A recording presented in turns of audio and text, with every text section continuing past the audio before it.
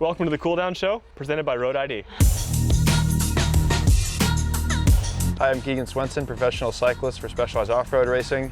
I'm a 3-time lifetime Grand Prix champ. I'm Alexey professional cyclist for Envy and multi-time lifetime Grand Prix athlete. The goal of this show is to be the first source of information after each race, straight from the athletes. Join us for tactics, hot takes, equipment, and what actually goes on in the heat of the race. The format is simple. We grab chairs, sit down, and let it spill. Before we get into it, shout out to our presenting sponsor, Road ID. There's a lot you can't control in cycling, but wearing a Road ID is one thing you can. It has your name, emergency contact, and medical info right on your wrist. Get yours and save 20% at roadid.com/thecooldown. We're back. Season 2, Episode 2, or Episode 21. I'm still undecided. I changed it because if someone's gonna go look, it's a lot easier to just follow along on episodes. Yeah, it doesn't make sense. But we can, when we say it like this, we can still do Episode 2. Options. But then when it's listed on YouTube, Spotify, whatever, you'll see it as a proper episode. We're back. We got not much to show for today. Levi's, Gran Fondo. Bit of a rough one for 40 us. miles. Yeah. 14,000 feet. We worked really hard. Worked really hard and came away with nothing. Literally nothing. You and Matt were beside each other and I was behind you. Yeah. 12th, 13th, 14th, I think. Bummer day. Let's just kick this one off. Course is beautiful. A couple little scary moments today. I'd say there's a good handful of scary moments. Yeah. But otherwise, it is a great route. Yeah. Roads are nice, kind of nice. They're kind of beat in places, but like overall, nice views. Yeah. Good terrain. Yeah. It's one of those places that you don't mind training or like pre-riding at all. Yeah, it's nice to hang out. Yeah. House on the vineyard. It's beautiful. And you came straight from Seattle, right? In California. You guys rode your way through. Little ways. Matt and I rode up to Santa Cruz, did a couple days in Santa Cruz, and then we rode up to Palo Alto, and then drove up from there to here. I flew home and dropped off the dog. Willie is exhausted after Seattle. He'll sleep for a month. Just good.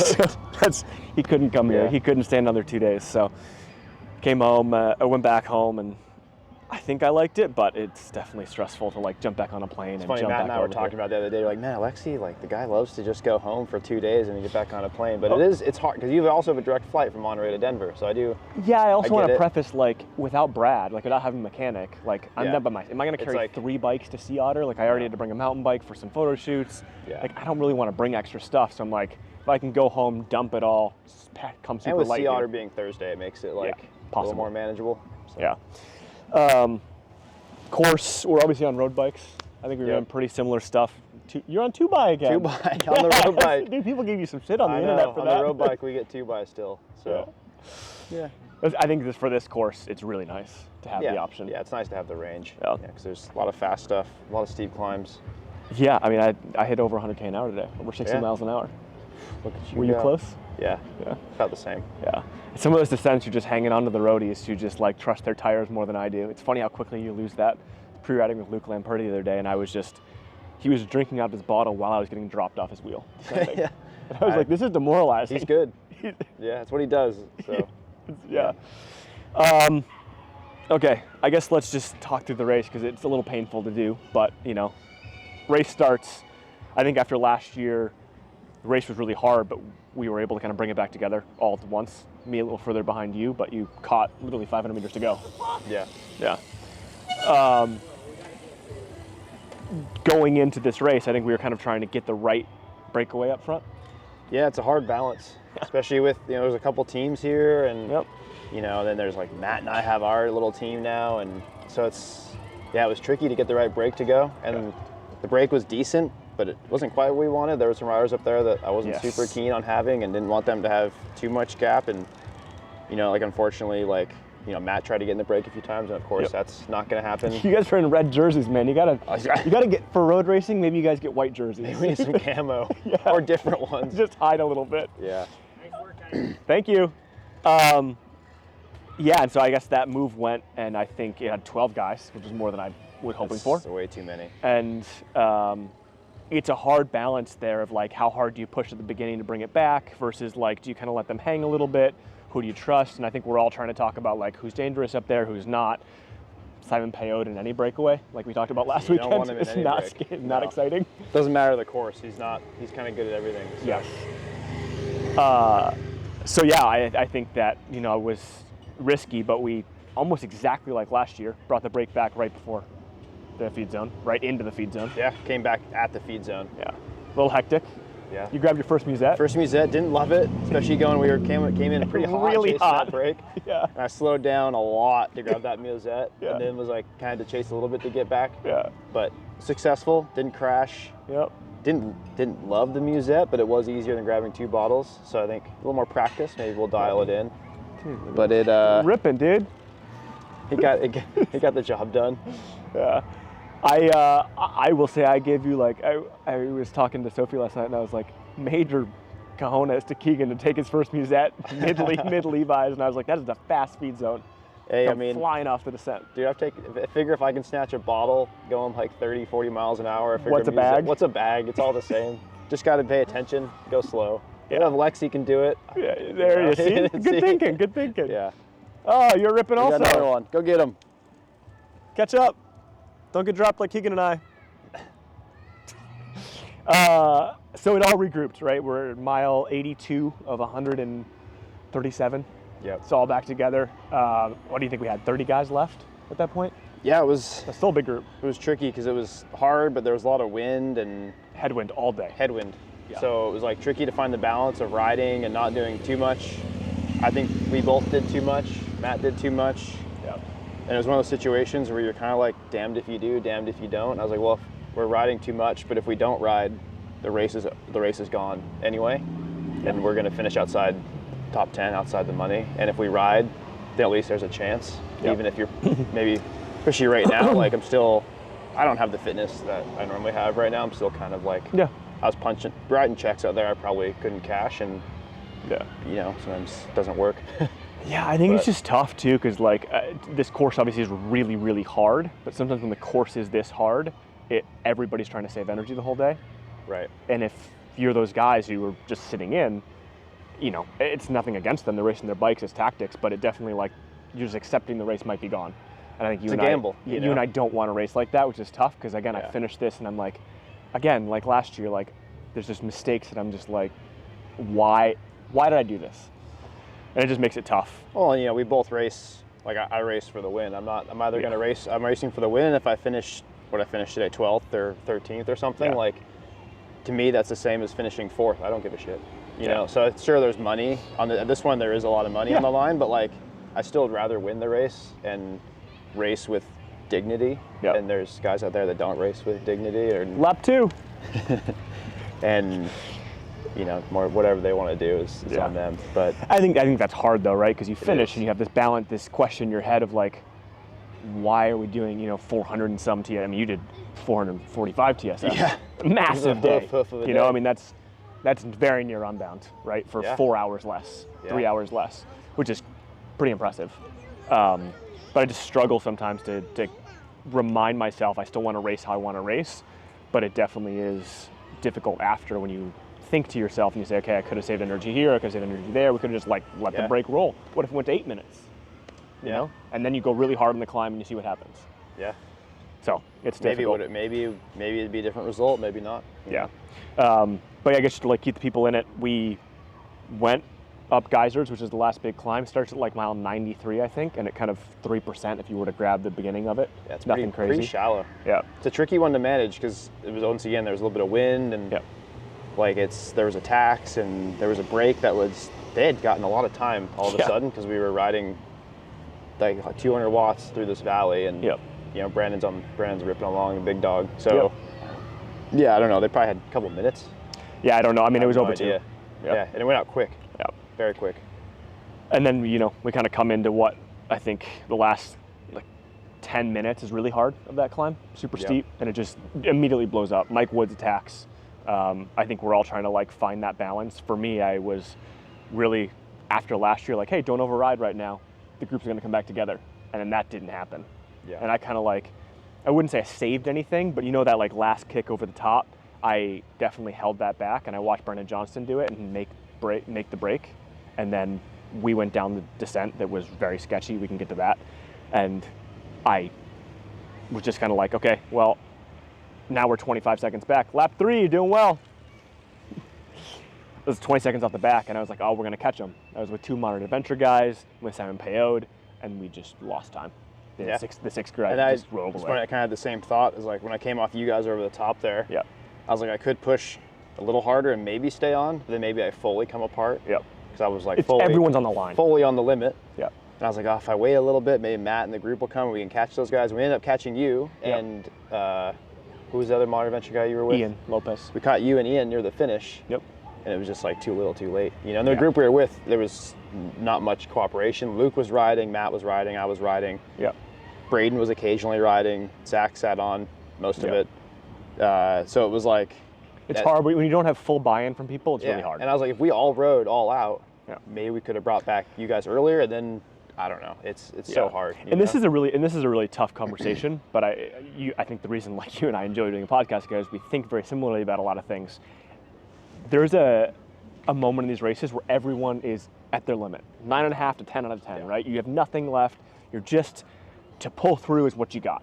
Yeah. And then you could like recover, you drink, you come back and you're like, okay, I got to do it again.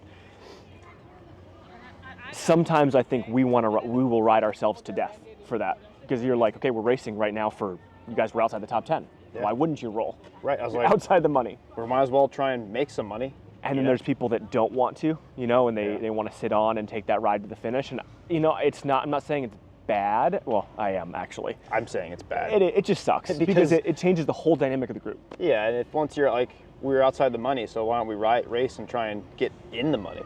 Yeah. That was our thought. It's like, well, we're outside the top 10, so we had nothing to lose. Who cares if you detonate and come off the wheel? There's so many tactics out here that are in people's minds, and I think it's sometimes, you know, I would say I enjoy a good shit talk growing up in hockey. Like I enjoy a good, you know, back and forth.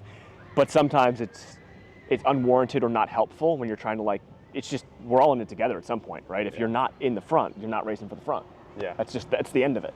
So it's just always hard when I think people that, you know, maybe a ninth is the best result they're going to get and they're really excited about it, then, you know, you can understand why they do. It just kind of sucks. Yeah, it's just frustrating. So I guess to finish it off, that group of 6 stayed away. I mean, it went from the 25-second gap that we got to 35 to 55 to minute 20 is the last one I heard before I got dropped from Cole Kessler and Simon Payode. They were obviously rolling really well. Marcis Shelton, who you caught right on the line last year, won. Yeah, he was riding well today. Yeah, paying attention, and he was just on it. He didn't touch the front most of the day, and then when he went, he was committed to it. So, I mean, he played it smart, you know. Yeah. And he still, I think, guys underestimate him. 100%. Because a couple times he rolled off, and I'm like, yes, you're just going to let this guy was second last year. Or, like he had a couple good talks at the bottom of Geysers, you know, where it's kind of twisty digs. and it's going fast.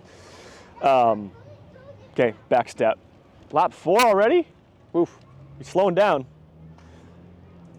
Geysers descent was crazy. Foggy, a little wet, scary. Cattle guards, cars coming up and down. Yeah, almost passing hit a bus. people. It was terrifying. Didn't love that. That was a little traumatizing for me after breaking my pelvis a few months ago. And I was descending. You were descending, pretty damn well. I was descending fast, but like within myself, yeah. you know, because I was like, I don't need to kill myself or crash. I'm just getting healed up again. Yeah. And I was like, maybe there's a chance I can bring you guys back. I wasn't quite sure what the gap was. So, but yeah, there's a turn with a cattle guard, and you can't turn on the cattle guard because it's metal, so you'll crash. So you have to go straight, and the road was wet. So most of us, you always run this turn wide. Almost every time. Almost everybody. You're like, you have no choice. If you're going, if you're going that fast. If you're going fast, you run it slightly wide over the yellow. Yep. And of course, there was a bus coming up. Zach and I almost go into the bus. I have a foot out, skidding, like chain came off. It was just hectic, and I was kind of like, that was probably my peak heart rate of the day. Was in that moment. That's impressive. So, don't love racing on open roads, you know. And again, this is the constant safety issue we're going to have at every race, right? I mean, you go back to like sea otter, closed course, yada yada, walkers, etc. There's always going to be a problem, and this is also why these races, in some ways, are able to have these big prize purses. But I think again, back to the Mid-South conversation, like I think we'd all like if you say, hey, we're going to take $1,000 off every single place in the top 10 and put it just means closing some of the descents. Not all the roads have to be closed, but some where you're really pushing and things get scary. And it's hard with the camera motorbikes out there too, because they're pointing at cars saying like stop, but they're not police. The cars don't understand. You could tell with drivers coming the opposite direction, they were confused sometimes. Yeah, rightfully so.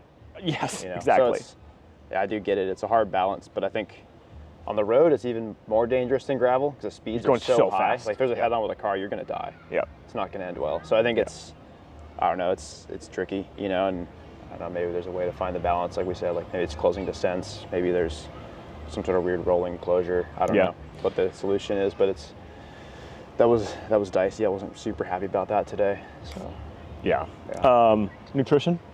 So this is a hard one. One feed zone that we can have support at. Yeah, out of 140 miles. Yeah, so I started with 2 big bottles, like 900 mil each. Yep. Both like full of carbs. Both full of carbs. You know, both. I think I ran I ran a C90 in both of those, so 90 grams each bottle. Yep. And then picked up the same thing in the feed zone. Started with 6 gels, then picked up 4 gels that were on the bottles in my musette. Yep. No, I think the feeding was quite well. Luckily, it was pretty cool. If it's hot, I think it would be trickier. You have to be grabbing the neutral bottles. Yep. Which luckily it seemed like there was a pretty good handful of them. I never. Yeah, I didn't one, try to grab one today because I had plenty of fluid and calories on board. But no, I think it went pretty well for me. Yeah, I mean, I did pretty much the exact same. I just kind of front loaded a little bit more than you. So I was using First Endurance, and I did 120 grams of carbs in both my first bottles. Okay. And then by the time of the feed zone, I just grabbed a water bottle and another 120 gram. So I could kind of balance it out. In the end, and then I think I average. started with 6 gels and then 4 again in the feed zone. It's just easy to put them on the bottles and so you can take everything out at once. Trying to think. Kind of going hazy. I think that's about it. There's not much to it. Unbound next. Unbound next for me. No Traca for you? No Traca. I was originally planning to do it, but now I feel like some I'm training still time. I need to catch up on training. So we made the call like after I broke myself to pull out Traca. So now I'm just gonna go buckle down and train, which would be nice because I feel like I was kind of cramming for this block, trying to get some resemblance of fitness back, and which I think you have to be proud of, right? Yeah, I think I know it's probably really hard, and as a friend, I think I can see that, right? Or like even at Valley Tiers, you know, I could see your stress trying to get it done, but it's like you broke your pelvis, right? Yeah. Like it's impressive you were. It's demoralizing for me a little bit, but also impressive you were where you were the last 2 races. So quite happy with the way the form is, considering you know it took a lot of time. I didn't take a whole lot of time completely off the bike, but I did a lot of time not riding hard. Yeah. I'm just doing recovery. So to be where I am is pretty good, you know. So. Nice. So back to Tucson.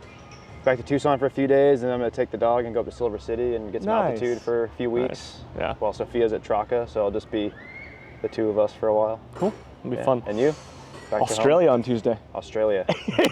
Sophie's sister's getting married, so we're headed over. I was trying to find the balance. I'm going to do like 12 days on the ground.